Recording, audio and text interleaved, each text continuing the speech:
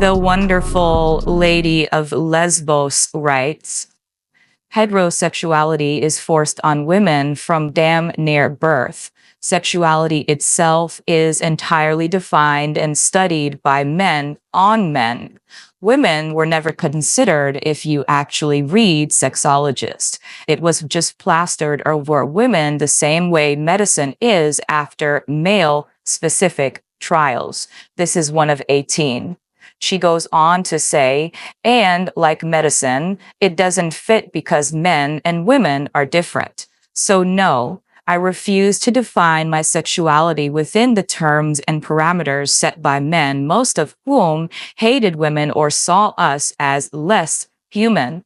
Seriously, read the foundations of sexology. It's misogynistic to its core. That is 2 of 18. Women's sexuality was never considered because women were seen as men's property. And yet, what we would now call lesbians have existed all throughout human history. Most were spinsters, widows, living with female friends, quote unquote, nuns, and women living in female-only communities. Female sexuality has never been free to develop, and it is not free now either. Girls are pushed into fantasizing about relationships with men before they're even old enough to have ever felt sexual attraction. Their attraction to men is socially constructed and enforced. That's 4 of 18. When I was 14, I started my first relationship with a boy in my class. I wasn't attracted to him, but I enjoyed his company at first. He, however, very much wanted to fuck me as soon as possible. As girls, we're told just how men are, so we have to protect ourselves. I'm going to read that again. As girls, we're told that's just how men are, so we have to protect ourselves. 5 of 18, but never, ever even consider not dating men at all. We just have to play coy, reject men and boys when they pester us for sex, and only allow them to have access to us in certain situations, relationships, marriage, etc., or else we're responsible for being preyed upon by men. Nobody teaches girls that being lesbians is a possibility. Nowhere in the world. If some of us find our way there, then it's accepted in some parts of the world as some kind of innate condition, which prevents us from being normal, from centering our lives around men. I love that so much. I'm going to read it again. Nobody teaches girls that being lesbians is a possibility. Nowhere in the world. If some of us find our way there, then it is accepted in some parts of the world as some kind of innate condition which prevents us from being normal, from centering our lives around men. But in a world where men have historically harmed women so much, so horrifically, with no signs of changing, why the hell is it not normal for women to be lesbians? Why is this option so gate-kept by men and women alike? Because we live in a patriarchy, a man's world. So, how many girls have ever had the chance to develop their sexuality in a vacuum free from male influence? Almost none. How many would be lesbians if they weren't beaten down by a society which has been force-feeding them the ideal of heterosexuality since childhood? That's 9 of 18. We don't know, and we can't ever know with society as is. But what we do know abundantly, I might add, is that a lot of supposedly straight women see sex with men as little more than a chore, an exchange for companionship. I hear about this from most of my straight friends. This is so true. And I said this before in my last video, when you sit down and you really talk to straight women and you ask them, why are you attracted to straight men? A lot of them, if it's not sex, a lot of them don't have an interest. There's really no interest, and sex is what they believe keeps men near them. So they have sex with men for the companionship factor. That's it. Once the sex is over, once he got his rocks off, he's as good as gone. She continues. This is 11 of 18. Women don't enjoy sex the way men do. We don't orgasm the way men do. And that's so true. Our bodies are different, and very few women are able to feel pleasure from the main way men like to have sex. Penis in vagina. Our pleasure is ignored in favor of men's idea of sexual satisfaction. She also writes, so how do women even know they're attracted to men at all? Because we're told we are. Not that we have to be, but that we naturally are. And we're supposed to bind ourselves to one man at a time and build our lives around him and the children we bear for him. This is, I think that's 12 of 18. Yeah, that's 12 of 18. So other alternative is presented to girls and women, not even in progressive countries. Even career women are still meant to have a man at home. So how the hell would we ever know how many women are actually lesbians when no girl or woman is ever told she has that option? Want to know what my mom said when I eventually told her I was a lesbian at about 20? She said, and she's putting the words in quote here, if you could see it on the screen, no woman likes sex with men that much. Why can't you just find a nice man and entertain him sometimes? That's what all normal women do. For her, it was normal to just entertain some men. She's the average straight woman. She's also a career woman. She's never been particularly interested in being a mom or a wife, but that's just what normal women do. Having a man in your home is what normal women do, even if they don't particularly like sex with men, even if they're completely indifferent or even annoyed by their husbands, boyfriends wanting to have sex with them. This isn't healthy, freely developed sexuality in women. This is socially constructed. None of this happens in a vacuum. We all live in misogynistic societies. So, in conclusion, how do we know who are the lesbians? Because right now, most women are eager to define their supposedly female-centric sexuality using the definitions created by men and hounding the women who disagree with those male definitions as not real lesbians. 17 of 18, because they just won't, or they won't just shut up and accept a definition of sexuality which claims to be scientific despite not actually having any biological bases, and entirely created by men and based on male sexuality. Signed, a male repulsed lesbian, only acceptable kind. And my response to this, I said, this post is everything. Do you remember the magical G-spot that men swore women had back in the day, but was never found? They just wanted to prove that women get orgasms from male penetration, and many women do not. And that's in this no marriage video that I'm doing for West 4B, we're going to talk about the G-spot. And this article about the G-spot is in direct relation to this girl's post. Lady of Lesbos, you should follow her on X. Her screen name is @IamSpeaking, and it's 02. And when she said in the beginning, I'm going to go back and read it. She said, and like medicine, I think this is 2 of 18, and like medicine, it doesn't fit because men and women are different. So no, I refuse to define my sexuality within the terms and parameters set by men, most of whom hated women or saw us as less as human. And she also writes, women's sexuality, this is 3 of 18, was never considered because women were seen as men's property.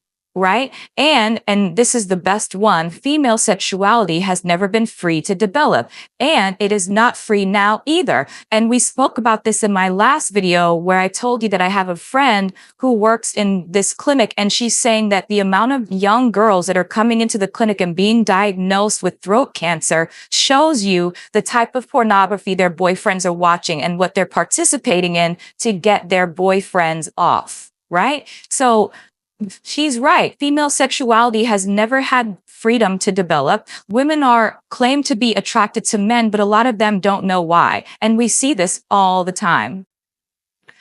Ernest Grafenberg, born the 26th of September 1881 and died the 28th of October 1957, was a German-born physician and scientist. He is known for developing the intrauterine device, the IUD, and for his studies of the role of the women's urethra in orgasm.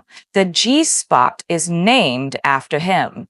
German-born physician and scientist Ernest Grafenberg, 1881 to 1957, is credited with discovering the G-spot or the Grafenberg spot. Grafenberg dedicated much of his career to studying female pleasure, including the role of the urethra in orgasm. He also developed the intrauterine device. Elizabeth Kiefer wrote on April 7th, 2020 in Cosmopolitan magazine, "Once upon a time, that being 1982, there was sex. And then suddenly there was sex. The difference? A teensy, half-inched rib nub on the upper front wall of your vagina. Scientists and magazines, high, and books and sex toy companies, and movies and TV shows, and your roommates and your sex ed teacher reported that it was a universal key to the mysterious female orgasm, and thus began the era where you were supposed to be able to say it blew my mind to your girlfriends at brunch. Or was it 3 inches wide, farther down, near your vulva, slick instead of rib, kinda springy to the touch? Whatever it was, and fuck if we all didn't work hard to find it our own. Back in 1982, Cosmo told women to get there by squatting so it would be easier to stick 1 or 2 fingers inside the vagina and make the necessary come hither motion. A 2020 Google search turns up thousands of roadmaps, whereas the G-spot has been searched more times than Michael Jordan and Michael Jackson. The cute adjacent guy you slept with in college tried the classic pile drive maneuver to middling success. But it must not matter because the G-spot economy is booming. G-spot vibrators, G-spot condoms, G-spot lube, G-spot workshops, and for the particularly daring and or G-op inspired $1,800 G-spot shot meant to clump yours for extra pleasure. Hell, even Merriam-Webster is in on it. The G-spot is a highly erogenous mass of tissue in every dictionary it prints. So then, why, when we talk to the women who helped discover it, did she tell us we've all been obsessed with the wrong thing? That woman is Dr. Beverly Whipple. She and a team of researchers officially coined the term G-spot in the early 80s. They named the thing, which they described as a sensitive small bean, for German researcher Ernest Grafenberg. Yeah, a dude. And just like that, your most frustrating fake body part was born. And she continues, honestly, it all got out of hand from there, says Whipple. Her team wasn't saying that each and every woman has a G-spot. Women are capable of experiencing sexual pleasure many different ways, she insists to Cosmo. Now, everyone is unique. And despite that being analogy, they didn't mean that it was a spot. They were talking about an area that could simply make women feel good. Complicated to find, though. But the media, high again, preferred the neat and tidy version and ran with it like a cure-all for sex. And I'll stop reading her article there. I will try to link it. I know sometimes I try to link articles and then YouTube, they take it out of the description of the video. But this article is so wonderful and it goes directly what Lady of Lesbos was saying.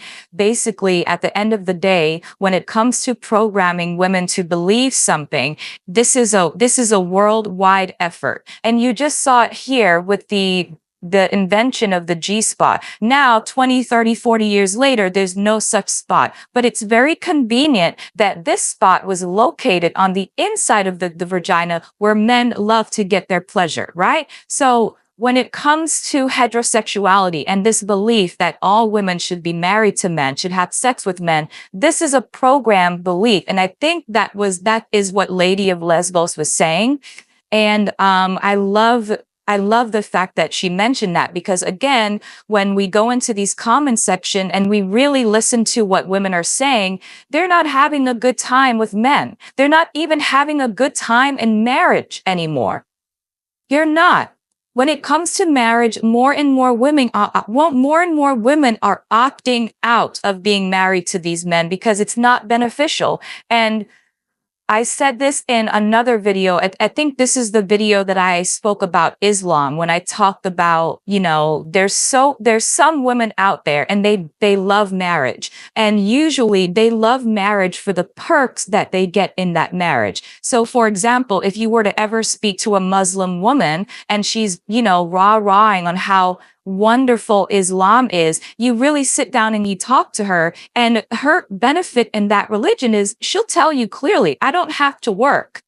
I don't have to go out and make a living. All I have to do is sit home, keep house, and take care of the kids. But then when you talk to her further about her religion and what does Allah give her, Allah gives her nothing when you read the Quran and the Hadiths, right? But a lot of the times when it comes to marriage, it's a trade-off that women sell themselves for. It's a trade-off. It's contradictory at best, because these are the same women who will scream to you, yeah, get married, but they themselves don't even like marriage. They themselves, if they did have a wish, they would not even be involved in it. They don't like the fact that they have children and that they also have a husband who is also a child. And a lot of the burden of the household falls on her. And all of these things are programmed into us. All of these things are conditioned into us. And this is what Lady of Lesbos, we don't really know what women want. We don't really know what women find sexually attractive. We have no idea, because we have been under the heel of patriarchy and men when it comes to our sexual lives and our development as women. We have no idea what we find attractive. We have no idea what we like. And that is the issue. So when we hear straight women defending men and defending marriage, they're doing so because they have been programmed to do so. Because when you sit down and you talk to them, they would rather put a gun in their mouth than stay married a lot of the times. A lot of the times when you hear them speak, and this is when they speak outside of the gaze of a man. When they're alone with their girlfriends, they will sit and complain for 19 days that they hate their husbands. And they're only there for the children. Once the children get to an age where they can take care of themselves, or once the children are grown, they file for divorce faster than your head could spin. We always see that. Women filing for divorce. Why are women filing for divorce at, 70%? Of all divorces are initiated by women? There's a reason for that. It's because it's not natural and it's taxing to the development of women. But let me know what you think. Please follow Lady of Lesbos. Her @name is I_am_speaking02 on X. She's wonderful, radical lesbian, on fire, amazing. Love her content. Love her. I reposted this thread because I loved it so much. But yeah, thanks for watching. Yeah.